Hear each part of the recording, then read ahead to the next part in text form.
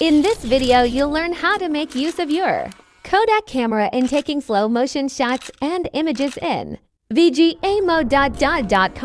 You think this isn't possible? Sit back, grab your snacks, and get ready to immerse yourself in an absolute wonder of how to make the best out of your PIXPRO camera. As you do so, make sure you like this video and endeavor to subscribe to my YouTube channel while I wait for you.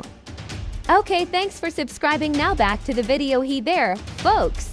Today, we're going to explore the exciting world of slow motion shots and images using your Kodak camera. Did you know that your Kodak camera is capable of capturing stunning slow motion shots and images in VGA mode?